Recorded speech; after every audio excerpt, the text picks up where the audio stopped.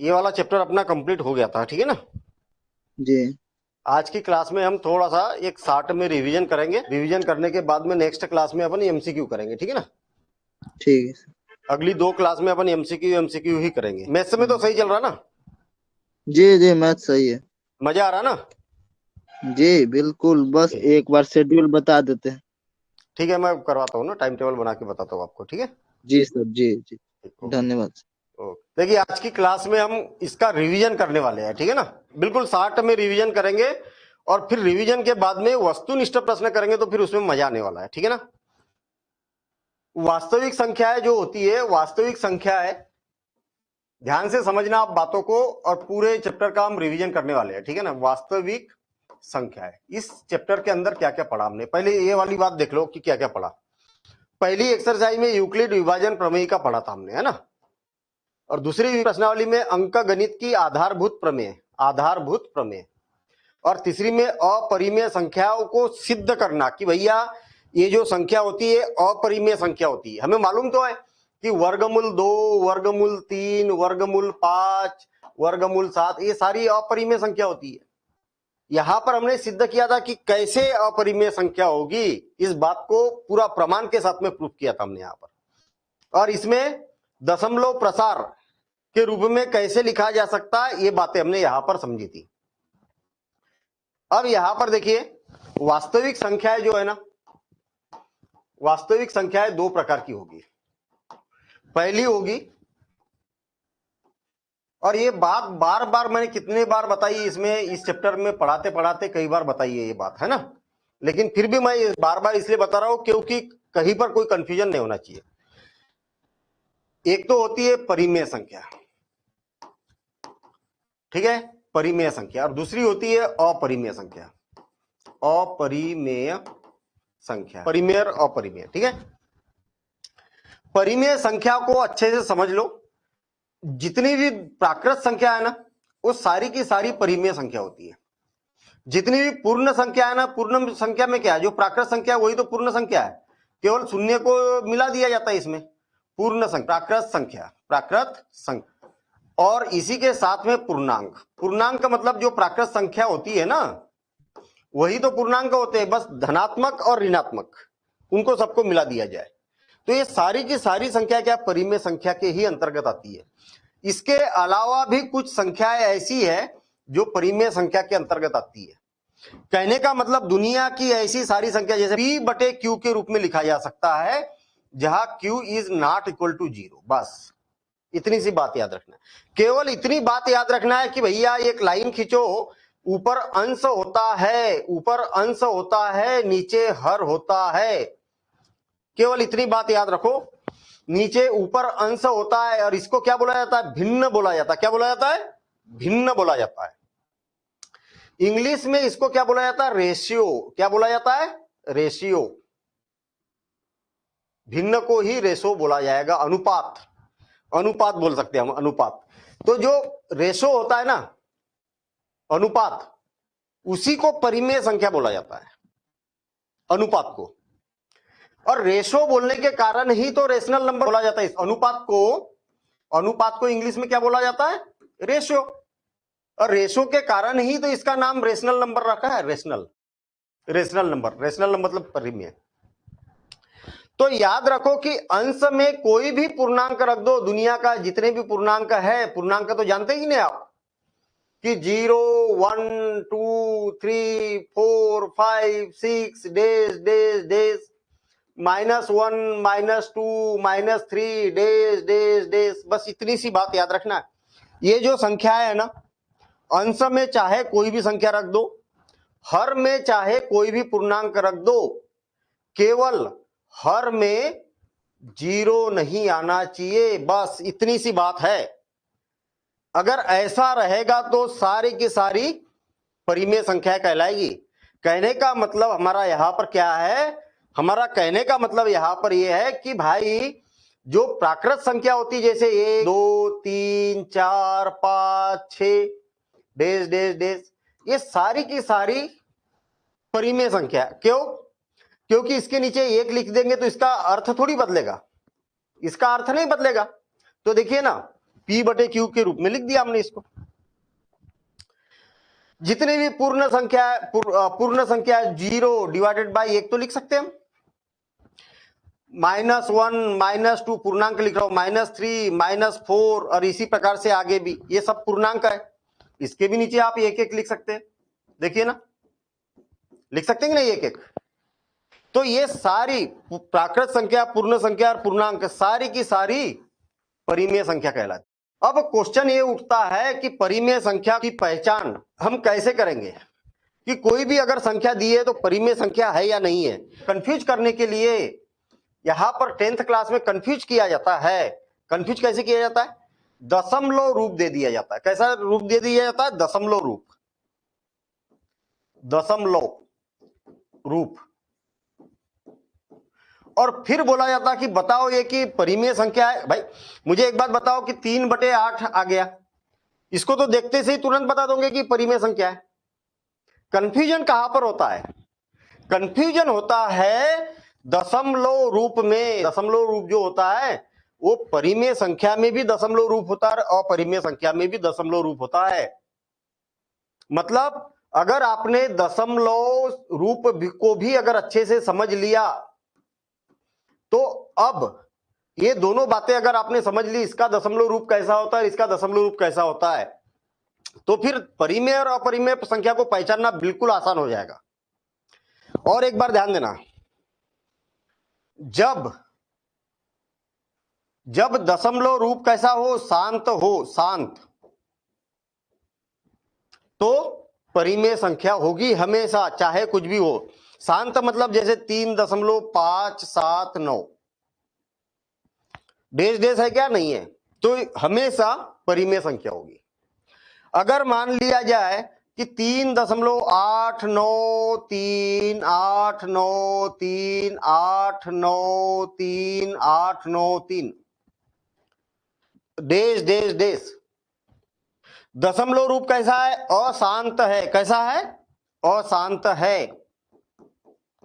अशांत है, लेकिन पुनरावर्ती हो रही है। यहां पर देखना 893 893 893 893 कैसा हो रहा? आवर्ती है।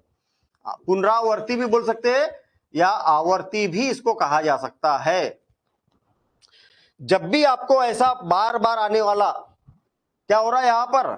क्या हो रहा है यहां पर? ये 893 जो है ना, ये वाला, ये बार बार बार बार आ रहा है और अशांत भी है, इसलिए इसको आवर्ती भी बोला जाता है, अशांत आवर्ती बोला जाता है। ठीक है, अशांत आवर्ती बोला जाता है। अच्छा, और ये संख्या है परिमेय संख्या होती। बस इतनी सी तो बात याद रखना है आपको। इसके साथ ही साथ में देखना दशमलव रूप कैसा, जैसे मान लिया जाए कि 2.101010101010 हो क्या रहा? डेज डेज डेज हो क्या रहा है? यहां पर 10 आया, फिर 100 आया, फिर 1000 आया, फिर 10,000 आया। अरे पुनरावर्ती थोड़ी हो रही है, इसमें हो रही क्या? आवर्ती आ रहा क्या? नहीं आ रहा, नहीं आ रहा। आवर्ती है क्या? नहीं है आवर्ती। तो इसीलिए इसको बोला जाता है अशांत। अशांत और अनावर्ती। अनावर्ती या अपुनरावर्ती भी बोला जाता है इसको। नॉन टर्मिनेटिंग और नॉन रिक्यूरिंग बोला जाता है या नॉन रिपीटिंग बोला जाता है। रिपीट नहीं हो रहा है ऐसा। तो देखिए ना, मान लिया जाए कि 3.8935872182976 डेज डेज डेज। कोई भी ऐसा स्लॉट नहीं है कि जो बार बार आ रहा है, तो ये भी क्या कहलाएगा? अशांत अनावर्ती कहलाएगा। तो जब भी आपको दशमलव के रूप में दिखा जाएगा तो ऐसी संख्या को अपरिमेय संख्या बोला जा सकता है। ऐसी संख्या रहेगी तो परिमेय संख्या बोलेंगे। बस अब याद रखना, और इसका वस्तुनिष्ठ प्रश्न बहुत पूछा जाता है। शांत दशमलव रहेगा तो उसको परिमेय संख्या बोला जाता है। बस इतनी सी बात है। ठीक है, अपरिमेय संख्या किसे बोला जाता है? तो ऐसी संख्या जो वर्गमूल के अंदर ही रह जाती है, वर्गमूल के बाहर नहीं निकल पाती है, तो ऐसी संख्या अपरिमेय संख्या कहलाती है। आप बोलेंगे कि सर वर्गमूल 8 है, तो मैं तो इसको ऐसा लिख सकता हूं, 8 को क्या लिख सकता हूं? 2 गुणित 2 गुणित 2। और आप बोलेंगे कि आपने बोला था कि इसकी जोड़ी बन के बाहर निकल जाता है, तो निकाल भी देता हूं मैं जोड़ी बन के बाहर। ये 2 की जोड़ी बन के बाहर निकल गई और एक बेचारा अंदर रह गया, इसको जोड़ीदार नहीं मिला बाहर निकलने के लिए। जिसकी जोड़ी बनेगी वो बाहर निकलेगा, जिसकी जोड़ी नहीं बनेगी वो अंदर ही रह जाएगा। और पूरी तरीके से अगर ये बाहर नहीं निकलेगा तो भी ये अपरिमेय संख्या होती है। यहां पर बच्चे कंफ्यूज होते हैं कि ये परिमेय संख्या है कि अपरिमेय संख्या है। आधी तो परिमेय संख्या दिखाई दे रही, आधी अपरिमेय, तो पूरा मिला के क्या होगा? तो अपरिमेय संख्या होगी। तो यानी कि वर्गमूल 8 जो है ये भी अपरिमेय संख्या ही होगी, परिमेय नहीं होगी। पूरी तरीके से बाहर निकलना जरूरी है। वर्गमूल 9, इसको क्या लिखा जा सकता है? 3 गुणित 3। जोड़ी बन के बाहर निकल जाएगा, सबकी जोड़ी बन गई, 3 बाहर निकल गया, यानी वर्गमूल गायब। जब भी वर्गमूल गायब हो जाएगा तो ये परिमेय संख्या के अंतर्गत आएगा, अपरिमेय संख्या नहीं होगा। और वर्गमूल के अंदर कुछ भी बच गया तो फिर अपरिमेय संख्या। क्लियर? तो इतनी बातें हमने इस चैप्टर के अंदर पढ़ी थी। ठीक है, सारांश हो गया इसकी हेडिंग का, वास्तविक संख्याओं की हेडिंग का ये सारांश हो गया। अब देखिए, कई बार ऐसा बोला जाता है कि भाई पाई क्या है? अपरिमेय संख्या है। पाई क्या है? अपरिमेय संख्या है। ठीक है, अब सोचने वाली बात यह है, तो देखिए कई बार ऐसा बोला जाता है कि पाई क्या होती है? अपरिमेय संख्या होती है। लेकिन मुझे एक बात बताओ कि पाई का मान तो 22/7 होता है। तो यहां पर कंफ्यूजन वाली बात यहां पर यह आती है कि भाई 22/7 जो है ये तो परिमेय संख्या जैसा दिखाई दे रहा, और बिल्कुल सही भी बात है, ये परिमेय संख्या होती है। ये क्या हो गई? परिमेय संख्या हो गई। तो फिर पाई अपरिमेय क्यों बोल रहे हैं हम यहां पर? अपरिमेय क्यों बोला जाता है? ये ऑब्जेक्टिव बहुत पूछा जाता है। बड़ी अजीब सी बात नहीं है कि एक पक्ष दोनों बराबर है, एक पक्ष परिमेय और दूसरा पक्ष अपरिमेय, ऐसा क्यों? तो इसका बड़ा सिंपल सा आंसर है कि भैया पाई का मान जो होता है 22/7 नहीं होता है। पाई का मान 22/7 नहीं होता है। तो फिर क्यों लिखा जाता है? तो ये मान जो होता है वो लगभग होता है। क्या होता है? लगभग होता है ये मान, ऐसा। ठीक है, तो इसलिए ये 22/7 परिमेय संख्या और पाई अपरिमेय संख्या। ठीक है, हाँ छोटू कोई बोलना चाह रहा है? बोल रहे थे सर कि उसका एग्जिट मान नहीं होता है।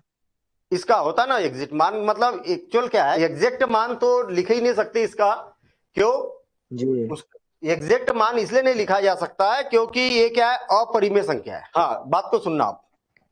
जैसे मैं क्या करता हूं, जितनी भी अपरिमेय संख्या है ना, घात का मान मैं लिख के देखता हूं यहां पर। ठीक है, देखिए आपके सामने लिख के देख रहा हूं मैं। मैंने क्या किया, कैलकुलेटर खोला और पाई का मान निकालने की कोशिश करता हूं मैं। ठीक है, पाई का ही मान निकाल रहा हूं मैं। जी है क्या पाई इसमें? हाँ है। ये 3.14159265359। इसकी मैं थोड़ी सी कहानी बताऊंगा अभी आपको। कहानी चलिए ठीक है, अपना कोर्स तो हो ही गया, अपनी इंटरेस्टिंग बातें बताता हूं मैं पाई के बारे में। ठीक है ना? जी देखना सर। ये वाली बातें कि ये क्या है, ये खत्म नहीं हुआ, ये खत्म नहीं हुआ, आते जाएगा आते जाएगा आते जाएगा। कई साइंटिस्ट, कई मैथमेटिशियन इसमें लगे हुए हैं कि भैया इसका एग्जैक्ट मान कितना होगा। तो ये कभी खत्म ही नहीं होगा ना। क्यों? नॉन टर्मिनेटिंग है ना, अशांत है, अशांत, इसका मान कभी खत्म होगा ही नहीं। और जब खत्म नहीं होगा तो फिर एग्जैक्ट कैसे बोल सकते हम? नहीं बोल सकते। कई गणितज्ञों ने इसको 16 तक मान ज्ञात किए, दशमलव के 16 स्थान, 32 स्थान, 1000 स्थान, है, 1 लाख स्थान तक मान ज्ञात किए। आजकल सुपर कंप्यूटर है, वो लाखों स्थानों तक इसका मान ज्ञात करने के लिए सक्षम है। लेकिन फिर भी बात खत्म नहीं होती है, फिर भी बात खत्म नहीं होती ना, इसलिए एग्जैक्ट मान नहीं बोल सकते। एक्चुअल जो पाई है ना, पाई की खोज कैसे हुई है, ये बात सुनिए आप। थोड़ा सा अपना टॉपिक ही निकला है तो इस बात को भी समझ लीजिए, बड़ा इंटरेस्टिंग मान। देखना, पाई का मान जो होता है वो बना कैसे, कैसे शुरुआत हुई इसकी। आपको मालूम है पुराने जमाने में घोड़ा गाड़ी हुआ करती थी। कोई भी सामान ढोने के लिए क्या रहता था, घोड़ा गाड़ी रहती थी। उसमें सामान को लादा और एक स्थान से दूसरे स्थान पर ले गया। अब ऐसे पुराने जमाने में ग्रीक जो कंट्री है, ग्रीस कंट्री जिसको बोला जाता है, तो ग्रीक में रहते थे आर्कमिडीज। कौन? आर्कमिडीज। इनका नाम सुना होगा आपने साइंस में, आर्कमिडीज। ठीक है, आर्कमिडीज ने देखा कि घोड़ा गाड़ी जा रही थी, उसमें से सामान बार बार गिर रहा था। वो घोड़ा गाड़ी वाला फिर सामान को अंदर रख रहा था, फिर आगे बढ़ रहा था, फिर गाड़ी से सामान गिर रहा था।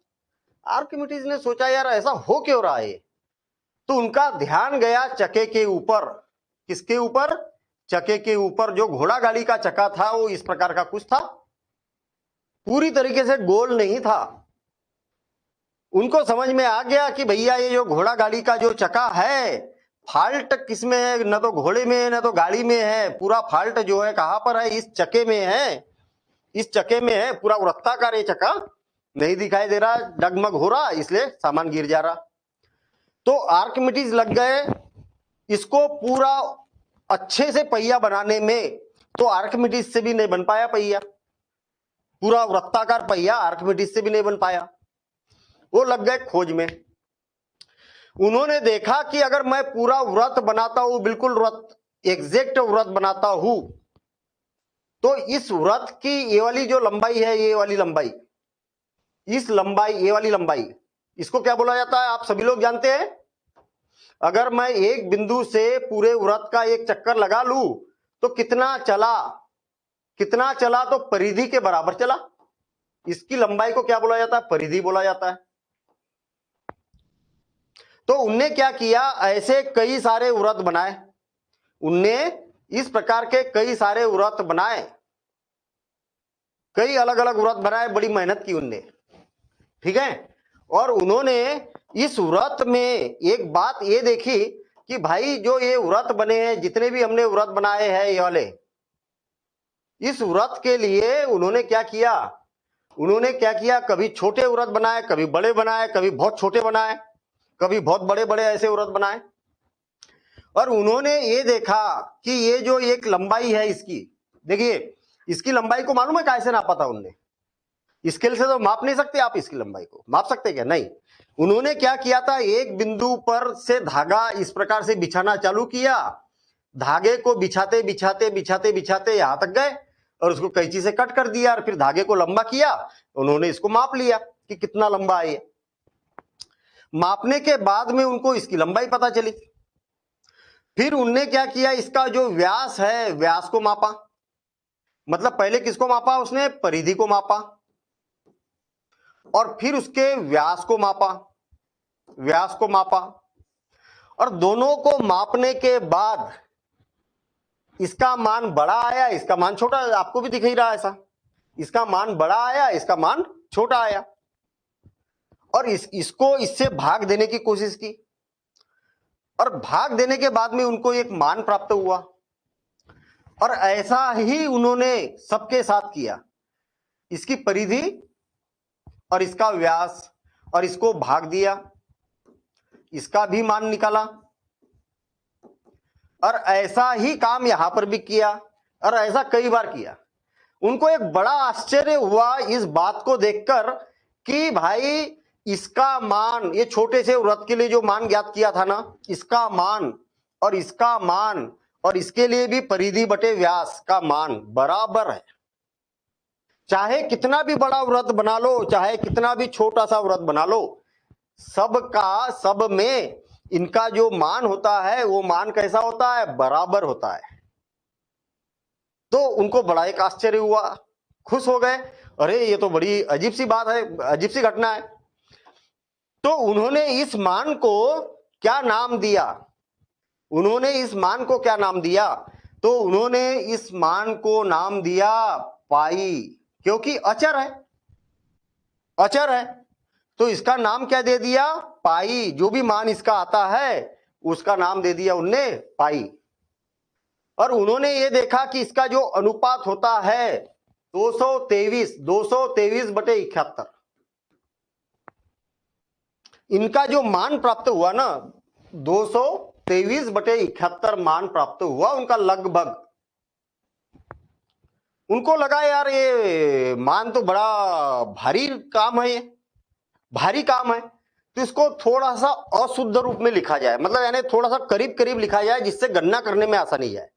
तो उनने क्या किया, इसका ये जो 3 है 3 को भी छोड़ दिया और 1 को भी छोड़ दिया। बहुत बड़ा अंतर नहीं पड़ेगा ना इसमें, 3 और 1 के करीब ही है। इसको अगर इससे भाग दिया जाए या 22 को 7 से भाग दिया जाए तो कोई बहुत ज्यादा अंतर नहीं पड़ेगा। तो उन्होंने बोला कि भैया जो पाई रहेगा ना, पाई का मान, वो पाई का मान 22/7 रहेगा।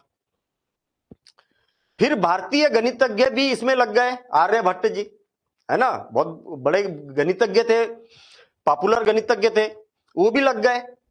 काफी कुछ करीब तक का मान ज्ञात किया आर्यभट्ट जी ने, इसलिए उससे भी आर्यभट्ट जी का नाम चलता है, फेमस है उसके लिए, ठीक है ना।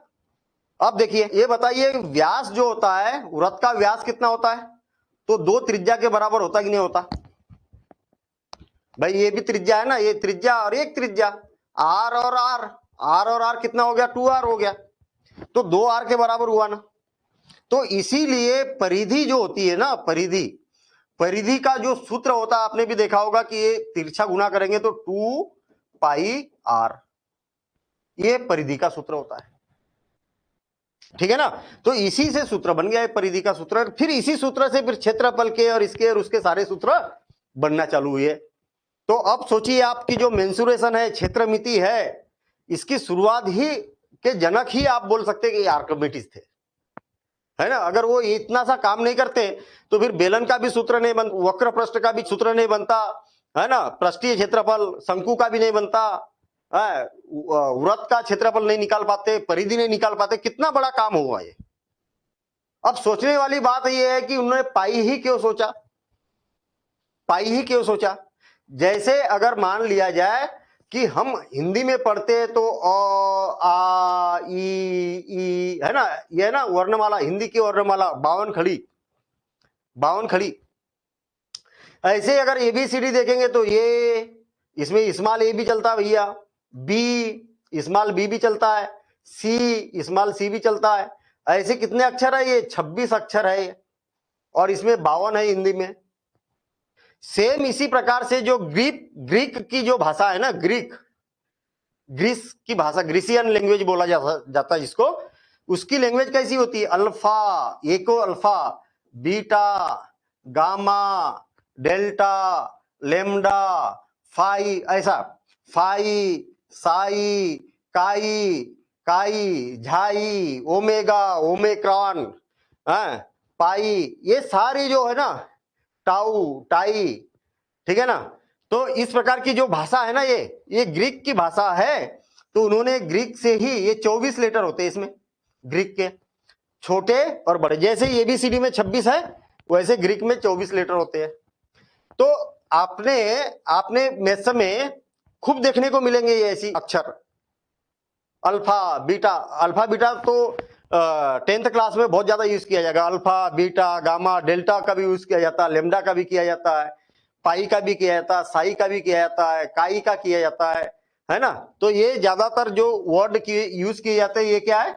ग्रीक वर्ड से लिए गए वर्ड है, ठीक है ना। ये जो पाई है ये 16वां लेटर है ग्रीक का, कौन सा? 16वां लेटर, ठीक है ना। तो ये कहानी है इसकी पाई की। तो चलिए ठीक है, आगे बढ़ते हम। यहां पर संख्याओं के प्रकार बताए थे, संख्याओं के प्रकार हमने पढ़े और ये सारी परिभाषाएं की पढ़ी थी हमने। भाज्य क्या होता है, अभाज्य क्या होता है, ये क्या होता है। इसका सबसे पहला टॉपिक क्या था? यूक्लिड विभाजन प्रमेय का। पहली प्रश्नावली 1.1 इसी से मिलती है आपको। अंक गणित की आधारभूत प्रमेय 1.2 प्रश्नावली, और ये अपरिमेय संख्याओं का सत्यापन प्रश्नावली 1.3, और ये होती है प्रश्नावली 1.4। और इस प्रकार से अपना ये चैप्टर कंप्लीट होता है। मैं आपको बता दूं कि जो नया सिलेबस है, मैंने पिछली क्लास में भी आपको बताया था, नया सिलेबस नई बुक जो आपको 2023-24 के एग्जाम में 2023-24 का जो एग्जाम आने वाला है, इस एग्जाम के लिए जो नई बुक है उसमें से यूक्लिड विभाजन प्रमेय का कट हो गया है। ठीक है, अंक गणित की आधारभूत प्रमेय है और ये वाला भी कट हो गया है। केवल आपको ये दो चीजें एग्जाम में आना है। ठीक है, ये दो चीजें एग्जाम में आना है। लेकिन कितने लोग ऐसे पक्ष में है कि हम पूरा पढ़े? मैं आपको बता दूं कि जो कट हुआ ये आपके जीवन में बहुत काम आने वाला है, और आपको अब कट हो गया तो अब कोई नहीं पढ़ाने वाला है। मैं आपको बता दूं, कौन पढ़ाएगा? क्यों पढ़ाएगा भाई? जो चीज हटी गई है सिलेबस से, न तो स्कूल में कोई पढ़ाएगा। अरे कट गया तो कट गया, इसको छोड़ो, फिर इसको भी छोड़ो भाई। जब एग्जाम में नहीं आना है तो काय के लिए पढ़ना है? आप अपने नॉलेज के लिए पढ़िए, अपने नॉलेज के लिए पढ़िए। एग्जाम में तो ठीक है, जो एग्जाम में आने वाला है उस पर ज्यादा कंसंट्रेट करो, लेकिन आपको बातें सारी मालूम होना चाहिए। बहुत सारी चीजें कट हो गई इसमें से, और जो काम की चीजें है वो भी कट हो गई। ठीक है, तो आपको अगर अच्छे से पढ़ाई करना है, भविष्य में कुछ आगे बढ़ना है, और कंपटीशन लेवल तक भी अगर आपको जाना है, तो आपको सारी चीजें पढ़ना पड़ेगा। ठीक है ना? तो ठीक है, आगे बढ़ते हम। यह है यूक्लिड विभाजन प्रमेयिका। यूक्लिड विभाजन प्रमेय क्या बोलती है? ये बड़ा आसान काम है, बिल्कुल आसान है। कैसा आसान है कि भाई मान लिया जाए कि आपके पास में दो संख्या है, दो पूर्णांक है। कौन से? ए और बी, धनात्मक पूर्णांक है। धनात्मक संख्या है, मतलब पूर्णांक के रूप में। ए क्या है? बड़ा है बी से। ए कैसा है? बी से बड़ा है। तो जब बड़े पूर्णांक को छोटे पूर्णांक से भाग दिया जाता है, बड़ी संख्या को छोटी संख्या से भाग दिया जाता है, तो स्वाभाविक सी बात है कि कोई ना कोई यहां पर भागफल आएगा, और भागफल आने के बाद में कुछ ना कुछ यहां पर शेषफल भी आएगा। इसको बोला जाता है रिमाइंडर, इसको बोला जाता है कोशेंट। ठीक है, इसको बोला जाता है डिवाइजर, और इसको बोला जाता है डिविडेंड इंग्लिश में। और हिंदी में अगर बोलेंगे तो इसको भाज्य बोला जाता है, भाज्य, और इसको बोला जाता है भाजक, और इसको बोला जाता है भागफल, और इसको बोला जाता है शेषफल। जो शेष बच गया वो शेषफल। तो इन्होंने बड़ा आसान सा कॉन्सेप्ट दिया भैया। इन्होंने ये बोला कि क्या होता है कि जो ये है ना, ये जो संख्या है ये वाली, इस संख्या का मान जो होता है, इस संख्या का मान सदैव, हमेशा, कभी कभी नहीं, हमेशा क्या होता है? इसका और इसका गुणनफल कर दो। किसका? बी का और क्यू का गुना कर दो, इनका दोनों का, और उसमें शेषफल को जोड़ दो, तो ये बराबर होता है। बस ये बात बोली थी यूक्लिड विभाजन प्रमेयिका में। इसके साथ ही साथ में और एक बात बोली थी कि जो ये शेषफल होता है ना, जो शेषफल होता है ये वाला शेषफल, ये हमेशा बी की अपेक्षा छोटा ही रहेगा, हमेशा बी की अपेक्षा छोटा रहेगा। कभी कभी शेषफल शून्य भी हो सकता है, या शून्य से बड़ा भी हो सकता है, शून्य से बड़ा या बराबर। तो शेषफल जो रहेगा हमेशा भाजक की अपेक्षा छोटा रहेगा, और शून्य या शून्य से बड़ा रहेगा। आप चाहे दुनिया की किसी भी संख्या को, धनात्मक संख्या को दूसरी धनात्मक संख्या से भाग दे दो, तो हमेशा कहानी यही बनने वाली है। इसी को यूक्लिड विभाजन प्रमेयिका बोला जाता है, और यही बातें यहां पर लिखी है। ठीक है ना? चलिए, तो वही यहां पर एल्गोरिथम दिए हुए, इसके चरण दिए हुए। शेषफल अगर शून्य बच जाता तो फिर और आगे बढ़ेंगे, फिर शेषफल शून्य बच जाता तो आगे बढ़ेंगे, नहीं तो फिर हमारा एचसीएफ यहां पर प्राप्त हो जाएगा। महत्वपूर्ण बात क्या थी? महत्वपूर्ण बात क्या थी? यूक्लिड विभाजन प्रमेयिका में महत्वपूर्ण बात क्या थी? यूक्लिड विभाजन प्रमेयिका। भाई जो यूक्लिड विभाजन प्रमेयिका, यूक्लिड ने जो बोला था यहां पर इस प्रमेयिका में, ये काम तो हमने 5th क्लास में ही कर लिया था, तो फिर 10th क्लास में क्यों इतना इसको हाईलाइट किया जा रहा, क्यों इतना ज्यादा इसको पढ़ाया जा रहा? उसका बड़ा सिंपल सा काम है, उसका बड़ा सिंपल सा ये है कि यूक्लिड विभाजन पर जो 5th क्लास में हमने पढ़ा था वहां पर सिंपल हमने विभाजन करना सीखा था, यहां पर भी वही काम कर रहा है। लेकिन यहां पर इसलिए पढ़ रहा है कि इसके द्वारा HCF ज्ञात किया जा सकता है। क्या ज्ञात किया जा सकता है? HCF ज्ञात किया जा सकता है। हमने इससे पहले ये देखा कि दो संख्याएं हमारे पास, दो संख्याएं हैं और उनका हमें HCF ज्ञात करना है, तो यूक्लिड विभाजन का प्रमेयिका का प्रयोग करेंगे, उपयोग लगाएंगे, इसका उपयोग करेंगे। जो एनसीईआरटी में दिया है कि भैया दो संख्याएं है और उसका HCF ज्ञात करना है यूक्लिड विभाजन एल्गोरिथम का प्रयोग करके। लेकिन अगर आप केसी सिन्हा की या मनोहर रे की या ऐसे कोई अगर एडवांस बुक अगर देखते हैं तो इसमें 2 के अलावा 3 संख्याओं का भी HCF ज्ञात करने की बात की है। 3 संख्या दी गई है, उसमें यूक्लिड विभाजन प्रमेयिका लगाइए और HCF ज्ञात कीजिए। जैसे मैं यहां पर एक उदाहरण ही ले रहा हूं केसी सिन्हा का, 156 और 221 और क्या है 364 का HCF ज्ञात कीजिए यूक्लिड विभाजन प्रमेयिका का प्रयोग करके। सेम जैसा हमने पहले काम किया था ना, वही का वही करना है। पहले 2 संख्याओं के लिए किया था, अब 3 संख्याओं के लिए करना है। सबसे पहले हम क्या करेंगे, ये 2 संख्याओं का, कोई भी 2 संख्याओं का निकाल लो, छोटी का ही निकाल लो, जो छोटी संख्या है उनका निकाल लो, फिर उसके बाद में बड़ी संख्या लेंगे हम। आप क्या बोलेंगे कि 221 बड़ा है 156 से। तरीका वही रहेगा, जो पहले किया था वही तरीका रहेगा, उसमें कोई बदलाव नहीं रहेगा, लिखने का तरीका वही रहेगा, सब कुछ वैसे ही रहेगा। देखना 221 को भाग दो किससे, 156 से, बड़ी संख्या को छोटी संख्या से। 2 बार तो भाग नहीं जाएगा, एक ही बार जाएगा, तो 156 का 156 बार भाग चला गया और ये हो गया यहां पर 5 और 6 और यहां पर बच गया 6, 65 बच गया। शून्य बचा क्या? नहीं बचा।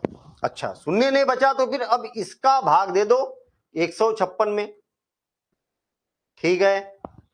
65 दूनी 130, 2 बार भाग जाएगा 130 और बच गया 6 और यहां पर 2, 26 बच गया। शून्य बचा क्या? नहीं बचा। तो फिर इससे अंतिम बार जिससे भाग दिया ना उसको यहां लिखेंगे 65, 26 दूनी 52, ज्यादा हो जाएगा, 3 बार तो ज्यादा हो जाएगा, 26 दूनी 52 और इसमें से घटाया मैंने तो यहां पर बच गया 3 और यहां बच गया 13। शून्य बचा क्या? नहीं। तो इसके द्वारा जो भी बचा ना, इसके द्वारा अंतिम भाजक जिससे भाग दिया था आखिरी बार उसको यहां पर लिखो, हर बार वही करना है। तो 13 दूनी 26, यहां पर कुछ बचा क्या? शून्य बचा। बस जब शेषफल शून्य बच जाए तो हमारा काम हो गया। मतलब हम यहां पर बोल सकते हैं, ये पूरी कहानी आप शब्दों में यहां पर लिखेंगे, कैसे लिखना है मैंने आपको बताया था तब। अब आप यहां पर बोलेंगे कि HCF किसका किसका, 221 का और 156 का, कितना होगा? अंतिम बार जिससे भाग दिया ना वो HCF है। अंतिम बार किससे भाग दिया आपने? 13 से भाग दिया। जब शून्य बचा तब किससे भाग दिया था आपने? 13 से। तो 13 है इसका HCF। अब पुनः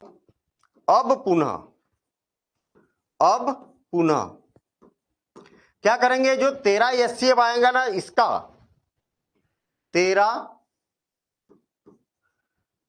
तथा भाई इनका दोनों का किया था तो ये 13 आया।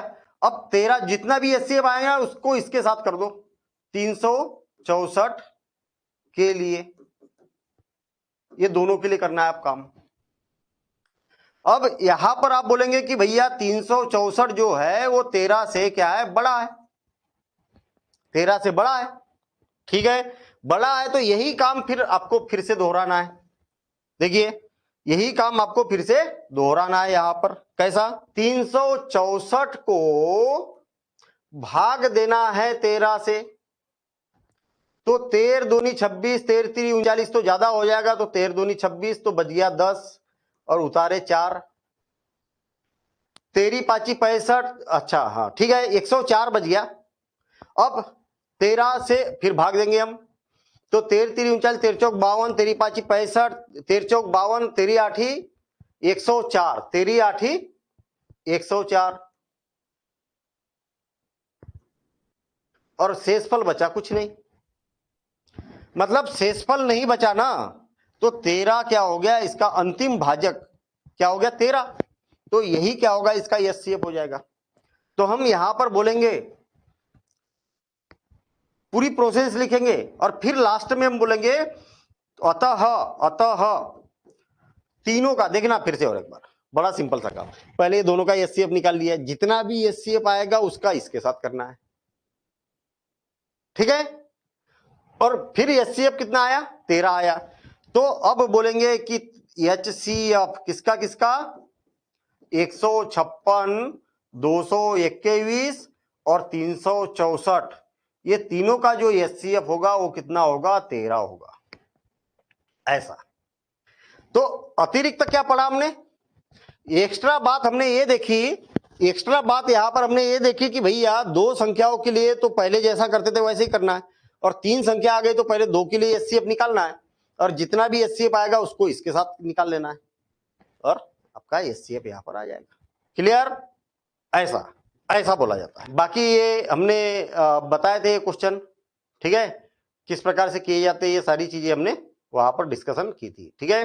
किसी क्वेश्चन में अगर दिक्कत होगी तो आप पूछ सकते हैं, ठीक है ना। मैं दूसरी स्लाइड लगा रहा हूं, मैं दूसरी प्रश्नावली की। इसमें अंक गणित की आधारभूत प्रमेय है, अंक गणित की आधारभूत प्रमेय है। अंक गणित की आधारभूत प्रमेय क्या बोलती है, अंक गणित की आधारभूत प्रमेय क्या बोलती है, अंक गणित की आधारभूत प्रमेय ये बोलती है कि कोई भी भाज्य संख्या को, दुनिया की जितनी भी भाज्य संख्याएं हैं, इस भाज्य संख्याओं को अभाज्य गुणनखंड के रूप में लिखा जा सकता है। बस हो गई बात, इतनी सी बात बोली है इसमें। अगर आपसे पूछा जाए कि भाई अंक गणित की आधारभूत प्रमेय लिखिए, क्या है, तो आपको केवल इतना बोलना है भैया कि कोई भी भाज्य संख्या रहेगी ना, जिसको किसी विभाजित किया जा सकता है कई संख्याओं से, उनको अभाज्य गुणनखंडों के रूप में लिखा जा सकता है। जैसे अभाज्य संख्या कौन सी होती है, 2 3 5 7 11 13 17 19 23, है ना, ये क्या है, अभाज्य संख्या है। तो दुनिया की जितनी भी भाज्य संख्या है ना, उसमें ऐसे गुणनखंड जरूर होते हैं, ऐसे गुणनखंड जरूर होते हैं, ठीक है। चलिए ठीक है, बस इतनी सी बात बोली है। अच्छा, और एक बात बोली है इसमें, और ये क्या होते हैं, अद्वितीय होते हैं। अब ये दोनों बातों को एक बार समझ लो, क्या बोलना चाह रहा है। मैं एक उदाहरण बताता हूं, मुझे एक बात बताओ, 390 कर लेता हूं, ठीक है। मुझे एक बात बताओ कि ये भाज्य संख्या है ना भाज्य संख्या, हाँ है ना भाज्य संख्या। अब इस संख्या को, भाज्य संख्या को, इस संख्या को आप किस रूप में परिवर्तित कर सकते हैं, इनके गुणनखंडों के रूप में परिवर्तित कर सकते हैं। कैसे कर सकते हैं, तो देखना, बड़ा आसान सा काम है भाई। मैंने लिख दिया 390, 390 किससे विभाजित होगा ये बताइए। तो आप बोलेंगे कि अंत में 0 2 4 6 8 यानी कि सम संख्या है, तो 2 से विभाजित होगा ही होगा। 2 से विभाजित कर देता हूं तो 2 1 2, 2 9 18 और 2 पंचे 10, 2 से विभाजित हो गया। अब इसमें इकाई का अंक सम संख्या नहीं है, 0, 2, 4, 6, 8 ऐसा कोई अंक नहीं है इकाई में, इसलिए 2 से विभाजित नहीं होगा। तो 2 से विभाजित नहीं होगा तो हो गई बात खत्म। अब आगे कभी भी 2 से विभाजित नहीं होगा वो।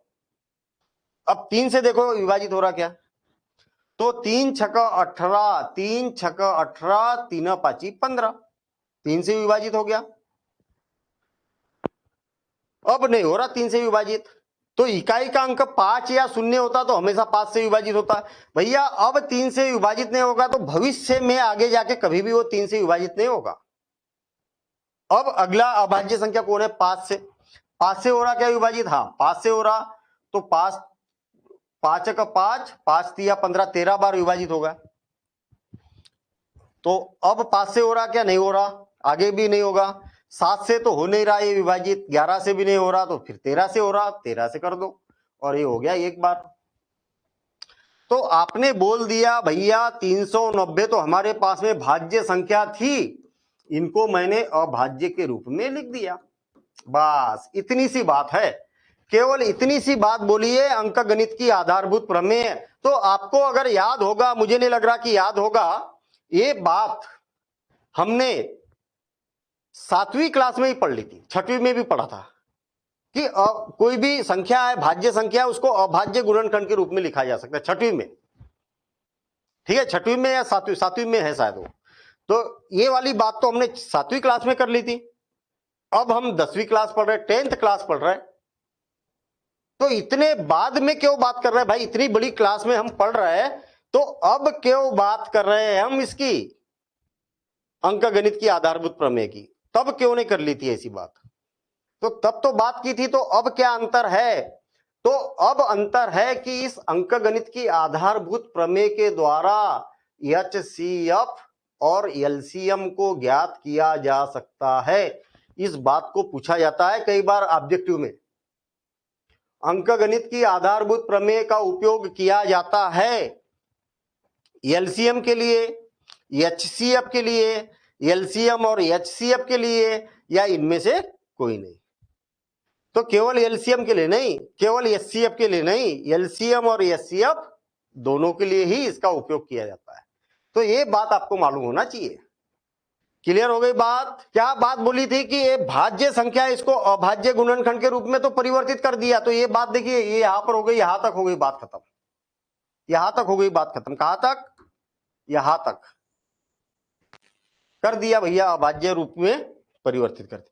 लेकिन ये अद्वितीय होता है, अद्वितीय होता है। ऐसा नहीं है कि हमारी मर्जी हुई कि भैया मैंने बोला कि 390 के अभाज्य गुणनखंड करो और किसी का आंसर आ गया ऐसा, और किसी का आंसर आ गया 2 गुणित 3 गुणित 5 गुणित 5, किसी का आंसर आ गया 2 गुणित 3 गुणित 13 गुणित 17, सबके आंसर अलग अलग आ गए। नहीं, कभी अलग अलग नहीं आ सकते हैं, कभी अलग अलग नहीं आ सकते, सबके आंसर एक जैसे ही रहेंगे हमेशा।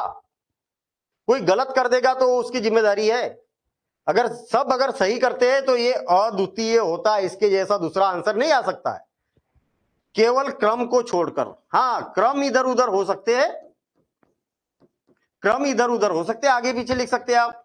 13 को पहले लिख दिया, 5 को इधर लिख दिया, 3 को इधर लिख दिया, 2 को इधर लिख दिया, क्रम को छोड़कर, क्रम को छोड़कर क्रम इधर उधर हो सकते, अद्वितीय होता है।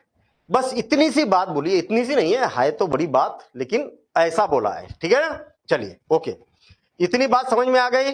अब देखना, आप अंक गणित की आधारभूत प्रमेय बड़े आसानी से बोल सकते हैं। अगर आपसे पूछा भी जाए ना एग्जाम में, चलो बताओ अंक गणित की आधारभूत प्रमेय क्या होती है, तो हम तो बड़े आसानी से बोलेंगे भाई कि प्रत्येक भाज्य संख्या को अभाज्य गुणनखंड के रूप में लिखा जा सकता है जो क्रम को छोड़कर अद्वितीय होता है। कोई जरूरी थोड़ी है कि बुक में जैसा छपा है वैसा का वैसा ही बिल्कुल नोट करेंगे, के जगह के ही लगाएंगे, का के जगह का ही लगाएंगे, को की जगह को ही लगाएंगे, ऐसा नहीं ना। मीनिंग सही निकलना चाहिए, उसका जो औचित्य है, जो मीनिंग है वो सेम रहना चाहिए। देखिए मैंने जो बोला वो और ये इसमें कहीं ना कहीं शब्दों का हेरफेर हो सकता है, लेकिन मीनिंग वही है। देखिए क्या बोला है, प्रत्येक भाज्य संख्या को अभाज्य संख्याओं के गुणनफल के रूप में यानी कि गुणनखंडित किया जा सकता है तथा यह गुणनखंडन, हुई ना लैंग्वेज चेंज, तथा यह गुणनखंडन अभाज्य गुणनखंडों के आने वाले क्रम के बिना अद्वितीय होता है। क्रम आगे पीछे हो सकता है ऐसा, बस। और ये इनके बारे में तो मैंने बताया था आप लोगों को कि इनके बारे में तो जितनी तारीफ करे उतनी कम है। कार्ल फ्रेंडिस गास आधुनिक गणितज्ञ के रूप में जाना जाता है इनको, और एक गणितज्ञों के राजकुमार भी इनको बोला जाता है। वो इसलिए बोला जाता है भैया कि ये जब 10 वर्ष उम्र के थे तब से ही इन्होंने खोजें चालू कर दी थी और प्रमेय लिखना चालू कर दिया था। 10 साल की उम्र में, सोच सकते हैं आप, 10 साल की उम्र में 5 साल में एडमिशन होता है और 6 साल में लगभग मेरे ख्याल से फर्स्ट क्लास में एडमिशन होता है, तो चौथी क्लास ही मान सकते हैं आज की डेट में अपन। 4th क्लास का बच्चा प्रमेय लिख रहा, ठीक है ना। और ये जब 12 साल के हुए तब तो बड़ा एक चमत्कार कर दिया था इन्होंने, बड़ा एक चमत्कार कर दिया था जो आपको अपने चैप्टर में भी पढ़ना पड़ेगा। अरिथमेटिक प्रोग्रेशन, समांतर श्रेणी की खोज करता ही ये है भैया। और ये मजे की बात बता दूं कि जब 12 साल की उम्र के थे तब उन्होंने खोज कर ली थी, है ना। उन्होंने 1 से लेके 100 तक का योगफल 1 मिनट से भी कम समय में कर लिया था। और फिर उनको एक फार्मूला बना लिया उन्होंने, तो फिर उन्होंने बोला कि भैया 1000 तक का दे दो, लाख तक का दे दो मुझे, 1 से लेके कितनी भी मैं संख्याओं का योगफल ज्ञात कर सकता हूं, ठीक है ना। और फिर ऐसी कई सारी श्रेणियां इन्होंने बनाई और उसके योगफल ज्ञात करना चालू कर दिया था। तो ये तब 12 साल की उम्र के थे, सोच सकते हैं आप, है ना। मतलब इनके समय काल के जो न्यूटन थे, न्यूटन, आर्किमिडीज और कार्ल फ्रेंडिस गास, ये 3 महान गणितज्ञों में इनका नाम लिया जाता, सोचिए आप, है ना। तो ऐसे गणितज्ञ थे। 1777 में इनका जन्म हुआ, 1855 में इनकी मृत्यु हो गई, ठीक है ना। चलिए, अब ये वाली बातें थी यहां पर, है ना। इनमें कोई अगर समस्या हो तो बताओ। आपको बोला है भैया कि 4 की घात n का मान कुछ भी हो सकता है, कोई भी प्राकृत संख्या हो सकती है। हो सकता है कि 4 की घात 1, 4 की घात 2, 4 की घात 3, 4 की घात 4, 4 की घात 5। कहने का मतलब इनके जो जब हम आंसर निकालेंगे और इसी प्रकार से आगे चलते जाएगा, इनके जो आंसर निकालेंगे तो ये क्या कभी शून्य पर खत्म हो सकता है क्या, कि इकाई का अंक कभी शून्य आ जाए, ऐसा कभी हो सकता है क्या? तो इसका आंसर बड़ा सिंपल है। इसको अभाज्य गुणनखंड के रूप में अगर लिखा जाए तो 2 गुणित 2 की घात n हो गई कि नहीं, हुआ कि नहीं हुआ। इसको 2 गुणित 2 लिख सकते हैं, इसको हम लिख सकते हैं 2 की घात 2 और इसकी घात n, बिल्कुल लिखा जा सकता है। और हमें गणित में मालूम है कि जब घातों पर घाते हो तो घातों का गुना हो जाता है, तो 2 की घात 2n हो गया। आपको ये पता चला कि इसका अभाज्य गुणनखंड कौन है, केवल 2 है। अभाज्य गुणनखंड कौन है, केवल 2 है, केवल 2 ही है अभाज्य गुणनखंड।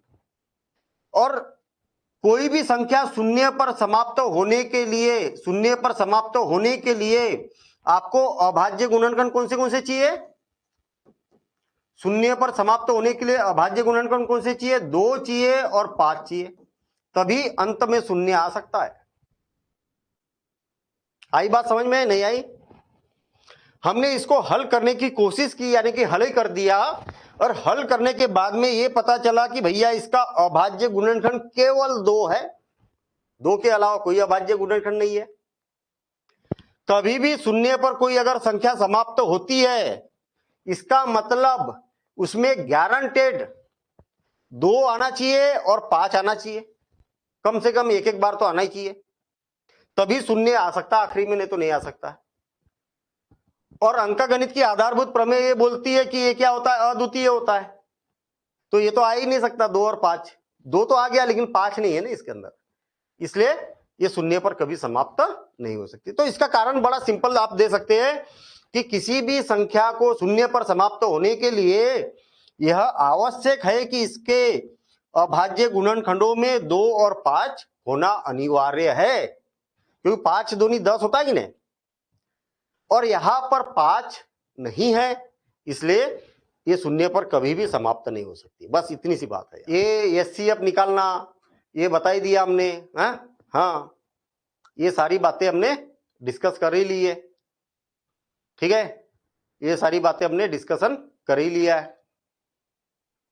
और बात देखिए, एक सूत्र था, अगर मान लिया जाए आपके पास में 2 संख्या है, कौन सी, ए और बी, और दोनों संख्याओं का अगर गुणनफल किया जाए, छोटू क्या बोलना चाह रहे हैं भाई, छोटू क्या बोलना चाह रहे हैं, जल्दी बोलो। सर बोल रहे हैं कि जो एन वाला घात वाला बताया ना वो समझ में नहीं आया, उदाहरण 5। हाँ ठीक है, अभी देखिए फिर से किसी की संख्या के घात जो रहता है सर वो समझे में नहीं आता हमको। अच्छा, घातांक के नियम नहीं मालूम है ऐसा? ना हम अभी पढ़े ही कहाँ है सर, बोले नहीं थे ऐसे कि 6 के बाद सीधा 10th पढ़ रहे हैं। कुछ जो घात वाला रहता है वो तो बिल्कुल समझ में नहीं आता है। तो घात वाली बातें समझ में नहीं आती ना, तो इसके लिए फिर ना हमें सर, एक क्लास लेना पड़ेगा अलग से, ठीक और है ना? नहीं एक्स वाला जो समझ में आता है, जो समीकरण होता है ना 2x से हाँ भाग देने वाला बहुपद, वो भी नहीं समझ में आता है। हाँ, तो नहीं आएगा ना जब तक घातांक के नियम देखिए, गणित में गड़बड़ कहाँ होती है, एक तो जी घातांक के नियम अच्छे से आना चाहिए, घातांक के नियम जी ये अच्छे से आना चाहिए, पहली बात, नियम ये अच्छे से आना चाहिए, पहली बात। और दूसरी बात, जो बीज गणित जो चालू होता है ना, जी बीज गणित जब तक नहीं आएगा, अगर ये बीज गणित अगर किसी को नहीं आता है, ठीक है, तो फिर जी गणित नहीं बनने वाला। मतलब जो जो चीजें जो जैसे आपने डिफिकल्टी बताई ना, फिर गड़बड़ हो जाएगा, ठीक है। जी तो मैं, कोई दिक्कत नहीं है, नहीं आता इसका मतलब ये नहीं कि अरे यार अब हम क्या करेंगे, कोई दिक्कत नहीं, मैं सिखा दूंगा। और अपन क्या है, इसके लिए अपने पास अरेंजमेंट है। देखिए, एक तो बात तय है कि आपने यहाँ पर एडमिशन लिया, टीस्टेक के साथ में जुड़े हुए हैं, तो कोई बात ऐसी हो ही जी नहीं सकती कि जो समझ में ना आए, ये बात याद रखो आप। नहीं आएगी तो हम 0 लेवल से बताएंगे उसको, और जो जो चीज उसको अटका रही ना समझने के लिए, जी जो अटका रही है, उस बात को अपन निचोड़ेंगे, ठीक है। उसके लिए अपन अलग से जी स्पेशल सर। क्लास लेंगे, ठीक है ना। और उसकी सर टेंशन मत लो, सिद्ध उसकी, करने वाला में भी दिक्कत होता है सर। हाँ उसके लिए टेंशन मत लो, उसके लिए टेंशन मत लो, वो सब करेंगे अपन, ठीक है ना। ठीक है ठीक है, चलिए। तो ये बीजगणित क्या होता है, बीजगणित मतलब जिसमें अंक होते हैं, यानी कि संख्याएं होती है, अचर बोल सकते हैं हम, और चर भी आ चर जाते हैं अचर मतलब सर, हाँ चर अचर मतलब। हाँ, बस ये वही तो बात है ना, क्लास लेना ही पड़ेगा, है ना। चर और अचर का जी मतलब अगर आप पूछ रहे हैं तो फिर तो गड़बड़ है मामला। और इसके बाद में संक्रियाएं होती है, संक्रियाएं, जी संक्रियाएं बोला जाता है गणितीय संक्रियाएं, गणितीय संक्रियाएं। गणितीय संक्रियाएं कौन सी होती है, 4 संक्रियाएं होती है, एक तो प्लस है, माइनस है, गुना है और भाग है, इनको बोला जाता है गणितीय संक्रियाएं। मुख्यतः 4 ही संक्रियाएं होती है, ठीक है, फिर और भी आप जोड़ सकते हैं उसमें, लेकिन मुख्यतः जो संक्रियाएं होती है ये होती है 4। अब ये इनकी खिचड़ी बना लो आप, चर की, अचर की, और ये गणितीय संक्रियाओं की। अचर का मतलब संख्या है ना, अचर का मतलब जैसे जो फिक्स होती है, 3, 5, 7, 9, जिसका मान कभी नहीं बदलता है, अचर। और जो XYZ लेते ना, जी ये क्या कहलाते हैं, चर कहलाते हैं। वो बातें अपन डिटेल में समझेंगे फिर बाद में, है ना। तो इनकी खिचड़ी होती है, तो ये क्या बन जाता है, बीजगणित बन जाता है, ठीक है ना। और जी और अगर इसमें से जो चर संख्या है इसको हटा दिया जाए, इसको हटा दिया जाए, तो इतनी ही बातों के आधार पर क्या बन जाता है, अंकगणित बन जाता है, अंकगणित बन जाता है। बस ये 2 गणित जो है, बीज गणित और अंक गणित, दोनों गणित में केवल एक ही अंतर है कि इसके अंदर चर भी आ जाते हैं, और अंक गणित में चर नहीं रहता है, बस दोनों में अंतर ही है। तो इसका जो बेसिक है, बेसिक अपन करेंगे, है ना। तो जी सर। जी आ जाएगी बातें समझ में, ठीक है। इस बात को और एक बार समझ लो ठीक भाई, ठीक है, इस बात को समझ लो, हैंड रेज आउट कर दो और एक बार क्लिक करेंगे जी उसको तो सर हैंड रेज बोलिए। आउट हो जाएगा। ठीक है, अब देखिए मुझे एक बात बताओ कि 4 की घात n है, n का मतलब क्या है यहां पर बोला है स्पष्ट। देखिए n एक प्राकृत संख्या है। प्राकृत संख्या किसको बोलते हैं? n का मान 1 भी हो सकता है, 2 हो सकता है, 3 हो सकता है, 4 हो सकता है, कुछ भी हो सकता है, प्राकृत संख्या। अगर आप n का मान बढ़ाते जाएंगे, जैसे n का मान अगर मान लिया जाए 1 रखा, n का मान 2 रखा, n का मान 3 रखा, 4 रखा, 5 रखा, और इसी प्रकार से आगे बढ़ते जाएगा, तो क्या इनका जो आंसर आएगा कभी शून्य पर खत्म होगा? 4 चौक 16 और 16 चौक 64 और 256, और आगे भी अगर करते जाएंगे तो ऐसे कुछ आंसर आते जाएंगे। तो क्या कभी ऐसा हो सकता है कि इसका जो आप बढ़ाते जाएंगे तो भविष्य में कभी ये शून्य पर खत्म होगा? जो संख्या शून्य पर खत्म होती है ना, देखिए जैसे मान लिया जाए कि 370 है, एक उदाहरण के तौर पर, ये संख्या शून्य पर समाप्त हो रही ना, तो इन सारी संख्याओं की, ऐसी सारी संख्याएं जो शून्य पर समाप्त होती है, उनकी विशेषता क्या रहती है? वो विशेषता देखिए, 370 है, मैं क्या करता हूं, 2 से विभाजित करता हूं तो 2 1 2, 2 1 2, 2 8 16 और 2 पंचे 10। अब 2 से विभाजित नहीं हो रही, 5 से विभाजित हो रही, तो 5 तिया 15 और 5 7 35। अब किससे विभाजित हो रही? तो भैया ये 37 खुद ही अभाज्य संख्या है, मतलब 37 से विभाजित होगी। यानी कि 370 को क्या लिखा जा सकता? 2 गुणित 5 गुणित 37। ऐसी आप दुनिया की कोई भी संख्या लिख के देख लेना जो शून्य पर समाप्त होती। हो सकता है कि 2 शून्य हो आखिरी में, 4 शून्य हो या अकेला शून्य हो, उसमें जो संख्या शून्य पर समाप्त होती है उसमें गारंटेड है कि 2 और 5 दोनों आएगा ही आएगा। आई बात समझ में? ये गारंटी है। आप दुनिया की कोई भी संख्या ले लो जो शून्य पर समाप्त होती है, उसके अभाज्य गुणनखंड का 2 का और 5 का आना तय है। बस इसी बात को आपको यहां पर बताना है, बस इतना सा कॉन्सेप्ट है। जो एक एक्सरसाइज में प्रश्न दिया है उसमें भी और इसमें भी आप क्या बोलेंगे कि 4 की घात n, इसको लिखा जा सकता 2 गुणित 2 और इसकी घात n, जैसे कि वैसे तो लिखा, मैंने कोई परिवर्तन किया क्या? नहीं। बराबरी से 2 की घात 2 और इसकी घात कितनी है? n है। कोई चेंज किया क्या? कुछ नहीं, 2 बार लिखा इसलिए मैंने 2 की घात 2 कर दिया। और याद रखना कि कभी भी घातों पर घाते हो तो घातों का गुना, ये नियम है। क्या होता है? घातों पर घाते हो तो घातों का क्या हो जाता है? गुना हो जाता है। तो 2 की घात कितनी हो गई? 2n हो गई, 2 गुणित n। तो हम यहां पर क्या बोलेंगे? सिर्फ इतनी सी बात बोलना है कि यहां अभाज्य गुणनखंड, अभाज्य गुणनखंड क्या है? केवल 2 है, 2 है। किंतु देखना, मैं आपको फिर बता रहा हूं, आपको याद होगा कि ये वाला प्रश्न जब पहले बताया था वहां पर लैंग्वेज और कुछ लिखी थी मैंने, यहां पर फिर और अलग चीज लिख रहा हूं मैं। तो ये दिमाग में डाल दो कि केवल अर्थ समान होना चाहिए, मीनिंग समान होना चाहिए, है ना। मैंने अलग तरीके से लिखा था पहले, अब अलग तरीके से लिख रहा हूं। तो मुझे याद थोड़ी है, रटा थोड़ी है कि भैया क्या लिखना है इस क्वेश्चन को, यार यही बातें लिखना है, ऐसा नहीं रहता है। बस आपका औचित्य वही होना चाहिए, बस औचित्य मेन है, औचित्य वही होना चाहिए। देखना, यहां अभाज्य गुणनखंड केवल 2 है, किंतु संख्या शून्य पर समाप्त होने के लिए यह आवश्यक है कि अभाज्य गुणनखंड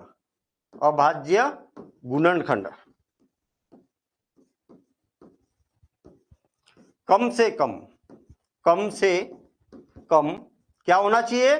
2 व 5 होना चाहिए, ये तो आना ही आना चाहिए। अतः 4 की घात n, जहां n, वही का वही लिख रहा हूं मैं, जहां n प्राकृत संख्या, जहां n प्राकृत संख्या है, शून्य पर समाप्त नहीं हो सकती, समाप्त नहीं हो सकती। बस अब आगे बात समझ में नहीं हो सकती है, बस इतनी सी बात है। क्लियर है? तो मतलब देखिए भाई, इतनी बड़ी कहानी लिखी ना। अब सर हमें तो ये लिखते नहीं आता, क्यों आएगा भाई लिखते?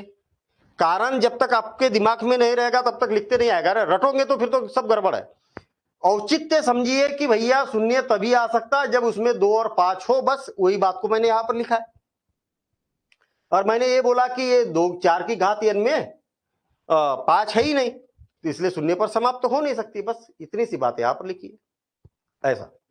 ठीक है, किसी को समझ में नहीं आएगा तो पूछ लेना, ठीक है? ये हो गया, ये हो गया, ये हो गए थे, सब सिंपल काम था, सिंपल काम था, और ये सारे क्वेश्चन अपने हो चुके थे।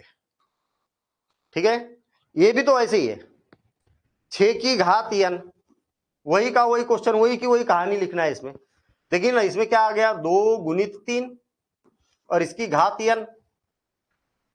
आपके पास अभाज्य गुणनखंड कौन सी है? 2 और 3 है, जबकि शून्य पर समाप्त होने के लिए क्या चाहिए? 2 और 5 चाहिए। तो 2 तो है लेकिन 5 नहीं है यहां पर, ये गड़बड़ हो गई।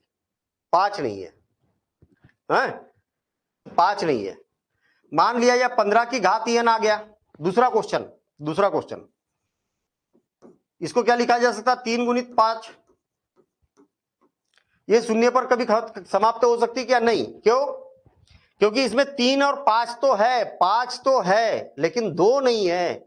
2 का और 5 का दोनों का आना जरूरी है। 5 तो आ गया लेकिन 2 नहीं है ना, 2 का आना जरूरी है, ऐसा। तो चाहे कोई भी क्वेश्चन पूछे तो उसका बस लॉजिक आपको मालूम होना चाहिए।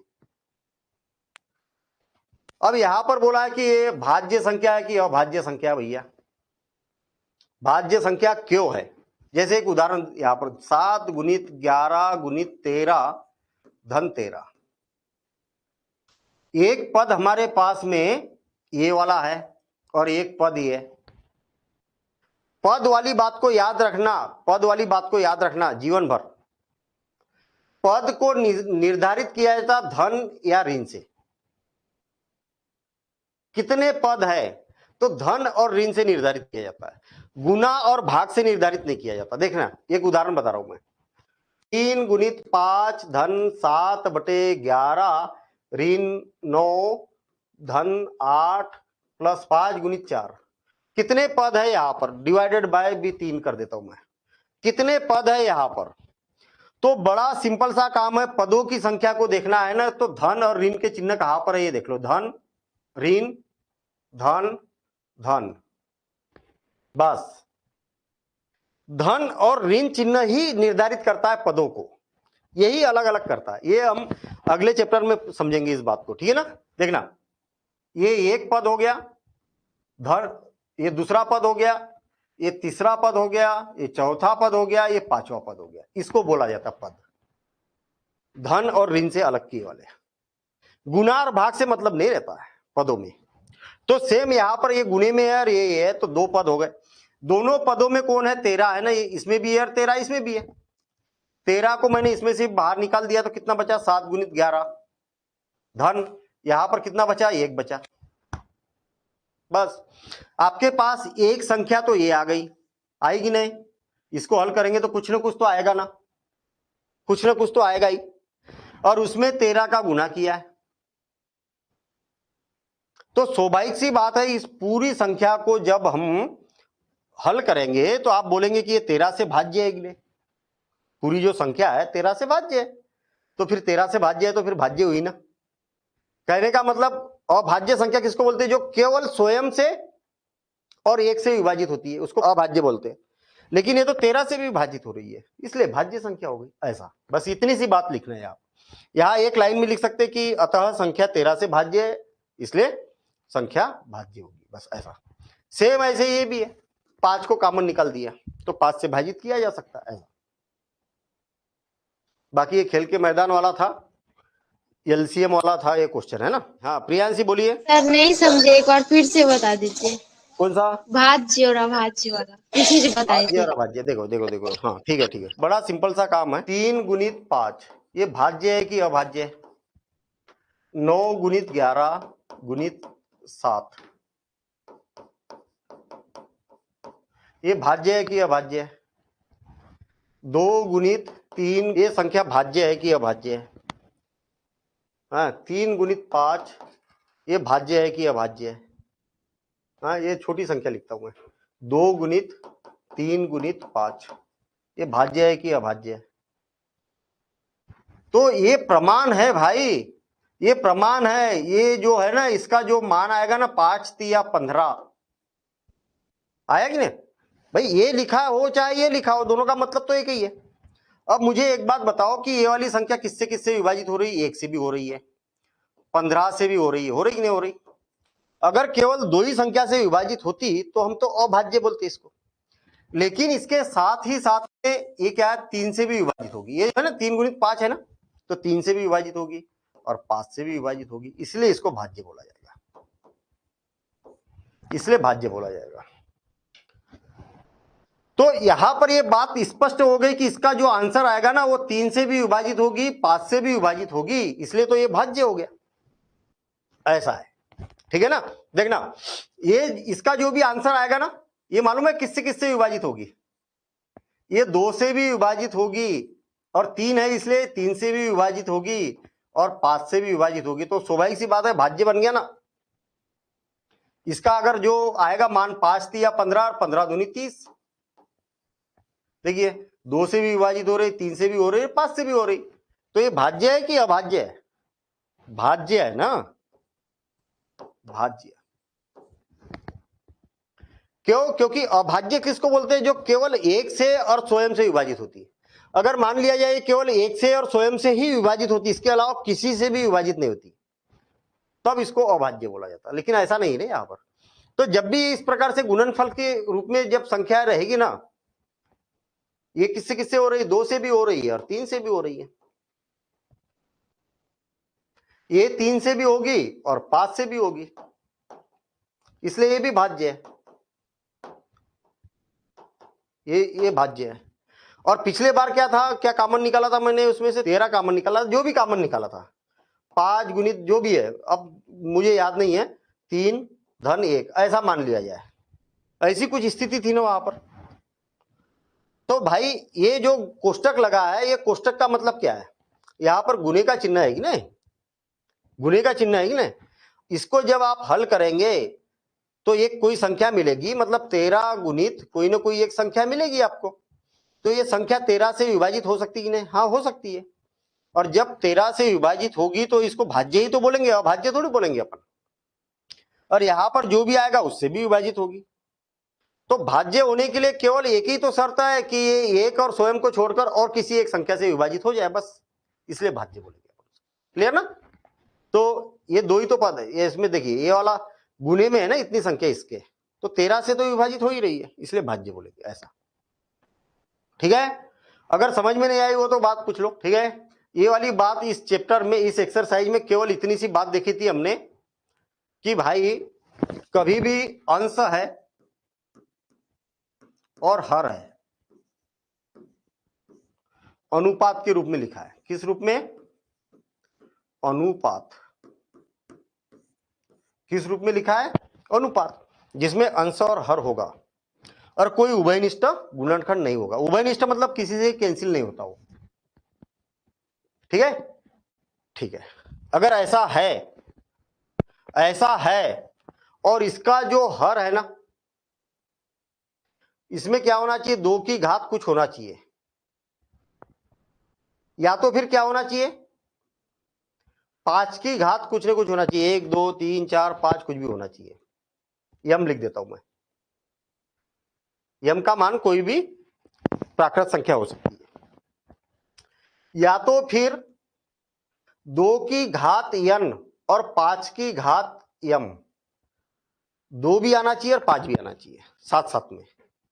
अगर इनमें से तीनों में से कोई ना कोई स्थिति अगर बनती है तो ऐसा अगर होता है तभी शांत दशमलव होगा, शांत दशमलव प्राप्त होगा।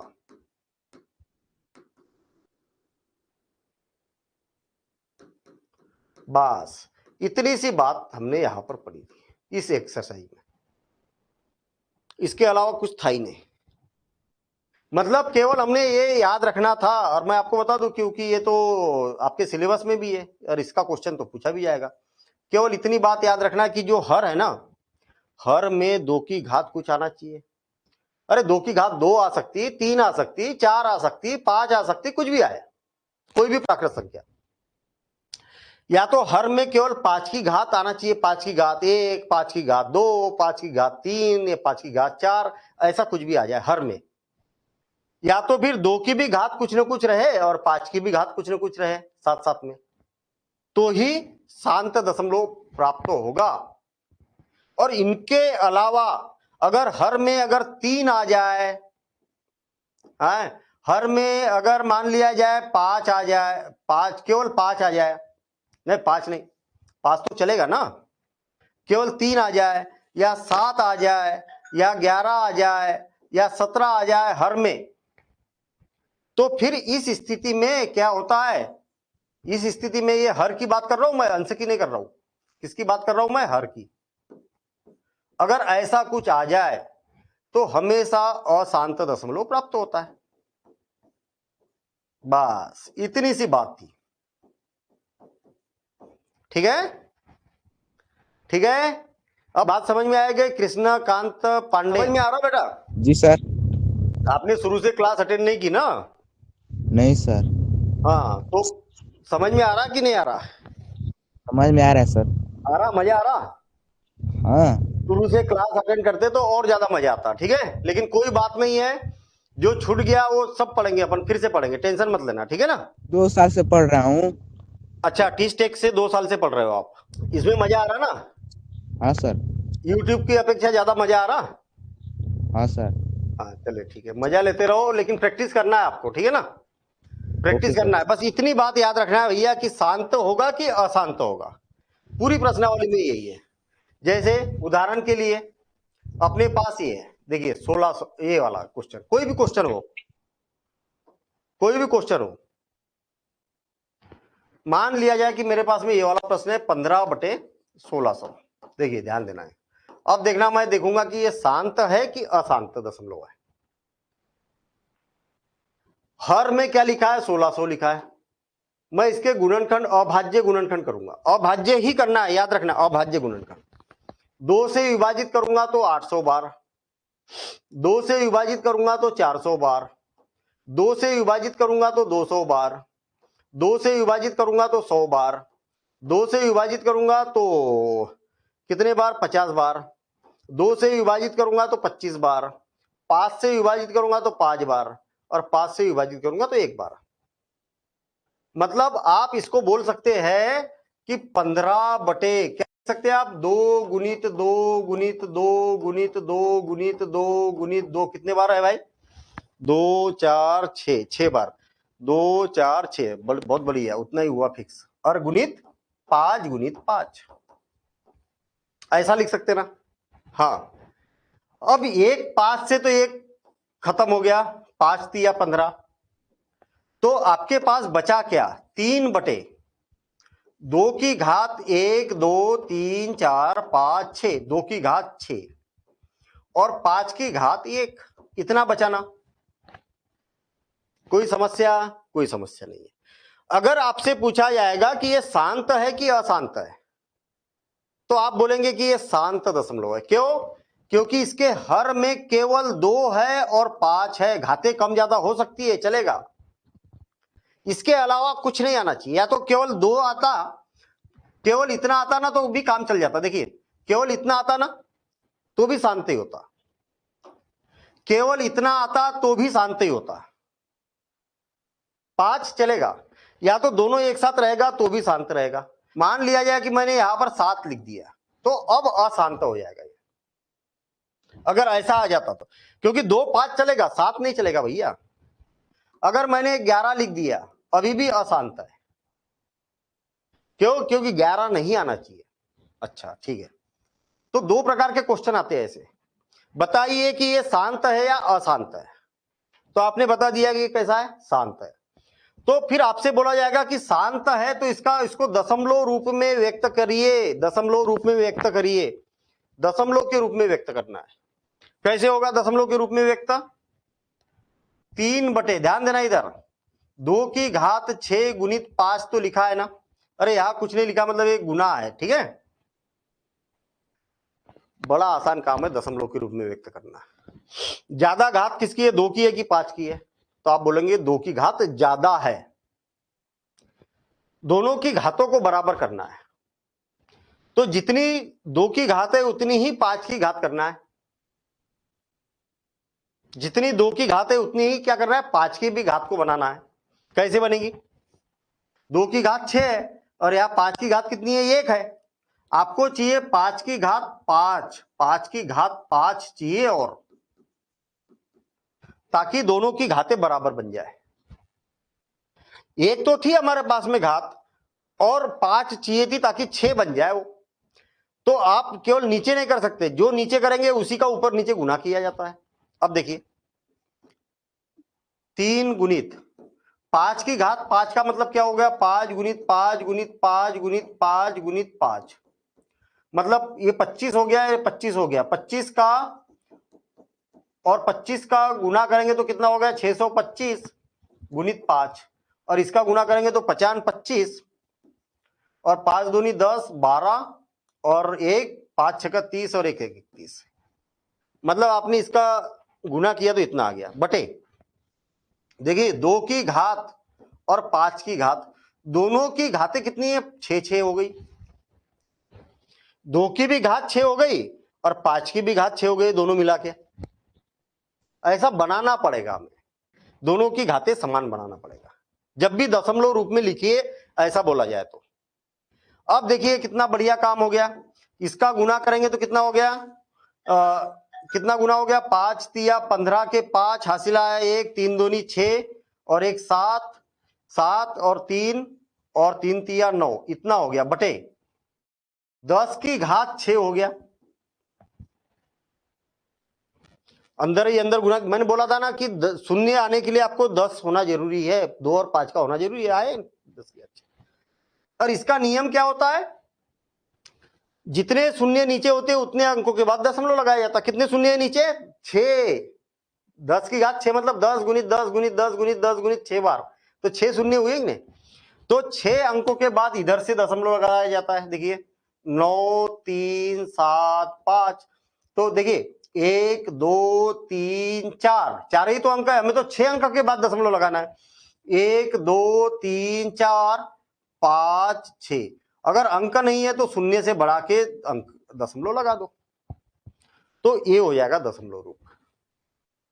तो याद रखो कि जिसकी घात अगर बराबर नहीं है तो घातों को बराबर करना पड़ेगा, बस इस बात को याद रखो, और हो गया, ये आंसर है ऐसा, ठीक है ना।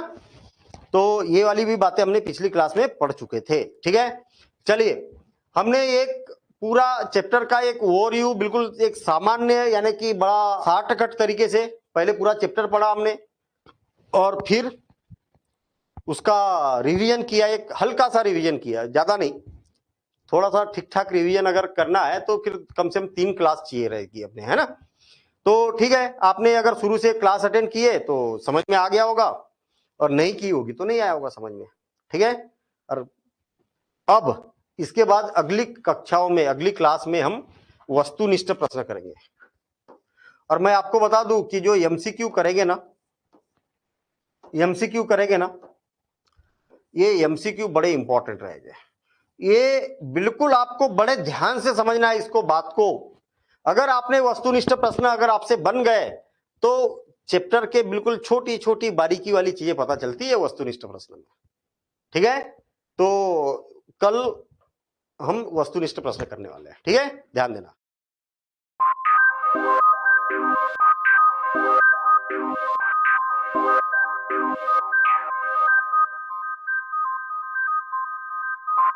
है।